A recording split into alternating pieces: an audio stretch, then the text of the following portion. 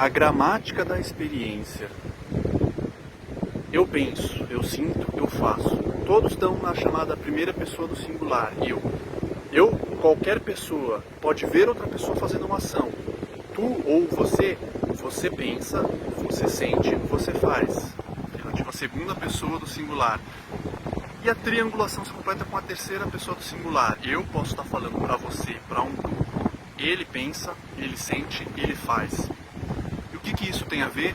Muitas vezes nas nossas diferentes vivências a gente vai passeando, percebendo ou não, por essas gramáticas. A gente pode ter experiência de primeira mão, sentindo alguma sensação corporal, alguma emoção, algum pensamento, e pelo hábito da alternância entre essas pessoas gramaticais, a gente pode muitas vezes, como se fosse, se afastar da experiência e começar a comentar sobre ela. Ou seja, ao invés de a gente estar vivendo plenamente em primeira pessoa as nossas experiências, é como se surgisse uma leve divisão em que a gente observasse a nossa vivência através dessa terceira pessoa. Então, como se fosse, nossa, ele está vivendo isso, mas ele não deveria estar vivendo essa coisa. Nossa, ele está sentindo raiva, mas eu não deveria estar sentindo raiva. Muitas vezes a gente alterna a palavra, eu não deveria estar sentindo raiva, eu não deveria estar fazendo isso, eu não deveria mais fazer aquilo. Só que muitas vezes, se a gente fosse prestar atenção, é como se a gente estivesse falando de um ele. Há uma certa alternância aí, que muitas vezes não é perceptível entre viver a primeira pessoa do singular e se referir, às vezes, às próprias experiências como se fossem de uma terceira pessoa, mesmo que a gente use o nome eu. E essa transição entre se viver em primeira pessoa ou se comentar sobre si como se fosse uma terceira pessoa, mesmo ainda se chamando de eu, é a que abre brechas para muitas comparações, para muitas autocobranças e costuma haver muita perda de energia nesse processo. Então a gente observar essas transições de quais são as estruturas gramaticais que estão permeando a minha experiência podem ser de muito valor.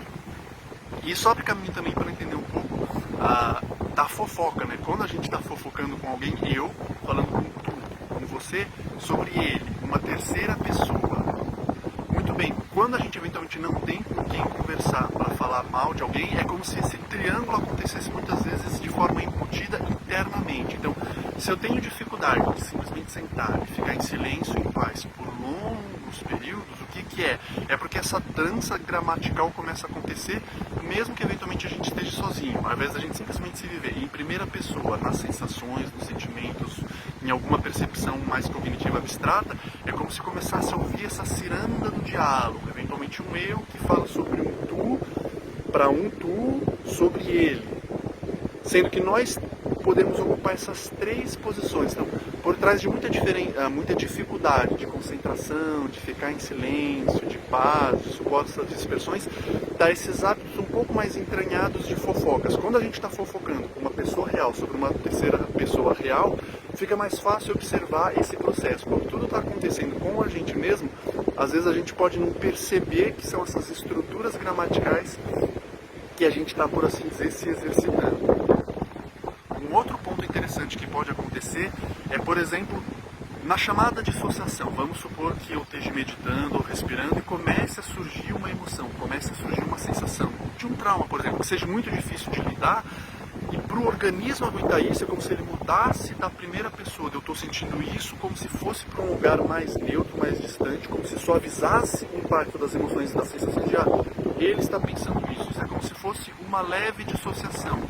Quando isso é feito conscientemente, pode ser uma alternância de quando uma vivência em primeira pessoa fosse ser muito impactante, muito desestruturante, a gente vai como se fosse para um plano de observação que se desconecta um pouco, se protege um pouco do corpo, das sensações, das emoções, eventualmente para ganhar um pouco de estruturação abstrata e, no segundo momento, voltar para o impacto mais sensório, mais emocional, mais intenso, visceral da experiência. Então, essa articulação de perspectivas entre primeira e terceira pessoa pode ser interessante quando vai sendo a serviço de uma maturação e uma maior capacidade gradual de absorver as intensidades da experiência em primeira pessoa e conseguir sair disso e ter uma visão de conjunto de fora. Ou seja, às vezes a gente ir para a terceira pessoa para olhar, para considerar sobre uma visão de conjunto, um pouco mais de longo prazo, as nossas vivências em primeira pessoa, pode ser interessante, mas daí já perde essa estrutura eventualmente simplesmente de fofoca, que dispersa energia, para ganhar uma questão de generalização, eu aprender com as minhas experiências em primeira pessoa e conseguir fazer generalizações e abstrações para trazer esse conhecimento para novos territórios. Ou seja, mesmo durante um ato simples, como fechar o olho, observar o próprio corpo, ou fazer uma determinada respiração, é um ponto interessante para observar como essas gramáticas da linguagem permeiam nossas experiências e eventualmente condicionam elas, e em que momento a gente sente que essas gramáticas podem ficar um pouco mais livres, podem ficar um pouco mais criativas, ao invés de eventualmente mais mecânicas e mais contraídas, mais embotando a experiência do que permitindo que a experiência floresça mais.